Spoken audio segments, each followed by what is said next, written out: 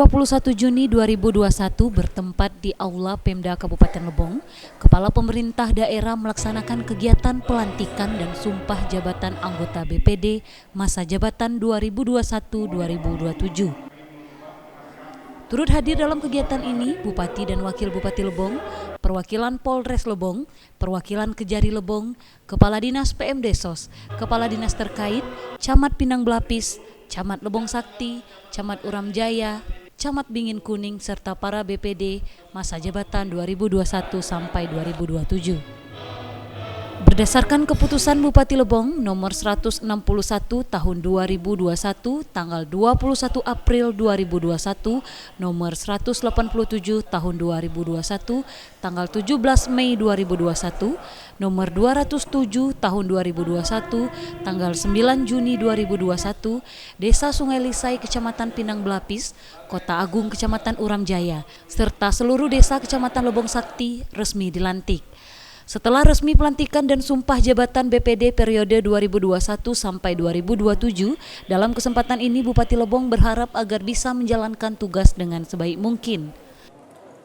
2021, dengan ini saya resmi melantik anggota Badan Permusyawaratan Desa Ujung Tanjung 3, Desa Ujung Tanjung 2, Desa Ujung Tanjung 1, Desa Muning Agung, Desa Magelang Baru, Desa Lengempit, Desa Sukabumi, Desa Tabak Kau, Desa Tabak Dipoa, Kecamatan Lebong Sakti, Desa Sungai Lisai, Kecamatan Pinang Belapis, Desa Kota Agung, Kecamatan Uram Jaya, berdasarkan keputusan Bupati Lebong nomor 161 tahun 2021 tanggal 21 April 2021, nomor 187 tahun 2021 tanggal 17 Mei 2021, nomor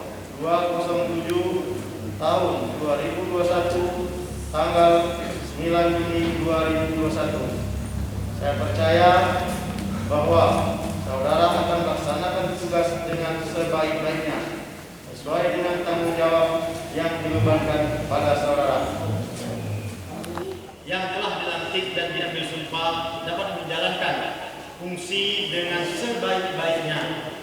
Salah satu tugas pentingnya yaitu mengelola aspirasi masyarakat desa. Semoga ke depan dengan adanya BPD yang baru, masyarakat dapat menjadi lebih bahagia dan sejahtera. Dari lokasi, Andika Manganang, Lebong TV melaporkan.